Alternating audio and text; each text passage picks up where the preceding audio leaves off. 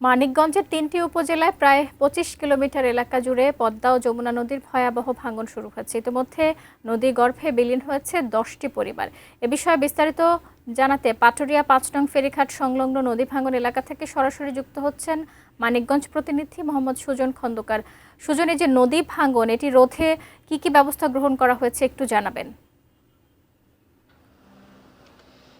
ধন্যবাদ শাকিল, আপনি যেমনটি বলছিলেন আপনি ঠিক আমার পেছনেই দেখতে পাচ্ছেন, কিন্তু নদী ভাঙনের কাজ শুরু হয়েছে। আপনাকে জানিয়ে রাখতে চাই যে মানিকগঞ্জের যে ৭টি উপজেলা রয়েছে এর মধ্যে মানিকগঞ্জে এক আসন অর্থাৎ দৌলতপুর, ঘিওর এবং শিবালয়, এই ৩টি আসন নিয়ে যে এক মানিকগঞ্জ এক আসন, এই আসনের মূলত ইতিমধ্যে ৩টি উপজেলার প্রায় ২৫ কিলোমিটার এলাকা জুড়ে কিন্তু নদী ভাঙন শুরু হয়েছে।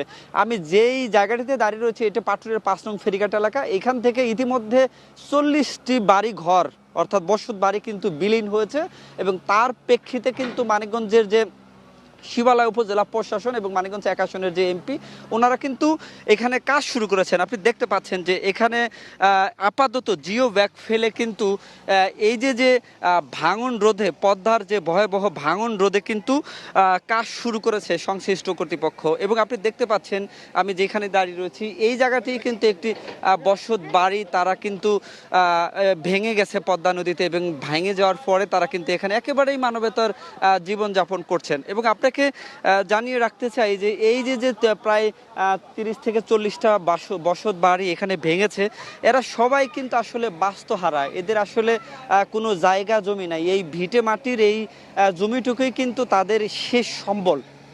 এবং এখানে যারা আছে তাদের প্রত্যেকেরই পেশা হচ্ছে যে দৌলতদিয়া পাটুরিয়ার যে ফেরিঘাট সংশ্লিষ্ট যে জায়গাটি রয়েছে, এখানে তারা হকারি করে খায়, অর্থাৎ কেউ ডিম বিক্রি করে, কেউ ঝালমুড়ি বিক্রি করে, কেউ পানি বিক্রি করে, কারোই কিন্তু কোনো জায়গা জমি নেই। এবং তারা স্থানীয় যে প্রশাসন রয়েছে এবং সরকারের কাছে তাদের আকুতি মিনতি যে কোনো উপায়ে তাদের এই বসত বাড়ি, এই যে ভিটাটুকু তাদের রক্ষার দাবি কিন্তু তারা তুলেছেন। এবং এখানে অনেক মানুষ আছেন, আমি দেখেছি যে তাদের চুলায় কয়েকদিন যাবত আগুনও জ্বলে না। তারা বলছে হোটেল থেকে লামসাম একটা কিছু কিনে খেয়ে তারা কিন্তু জীবনযাপন করছেন।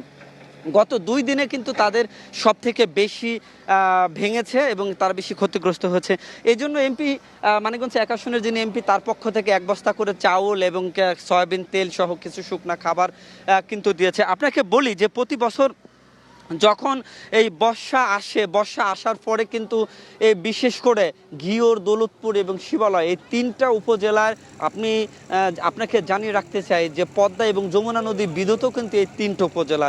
এই ৩টা উপজেলার মানুষের কিন্তু একমাত্র সমস্যা হচ্ছে নদী ভাঙন। এবং এই 3টা উপজেলায় কিন্তু একটি কৃষি প্রধান এলাকা, এখানে সবাই কিন্তু কৃষি কাজ করে তাদের জীবিকা নির্বাহ করে। এবার যেহেতু দেশের নতুন সরকার এসেছে, দেশে প্রধানমন্ত্রী তারেক রহমানের কাছে এই সমস্ত অসহায় মানুষের প্রত্যাশা যে কোনো উপায়ে তারা এই নদী শাসন চান। যে এটাই ছিল এখনকার মতো আমার কাছে এই দৌলতদিয়ার এই নদী ভাঙন থেকে সর্বশেষ।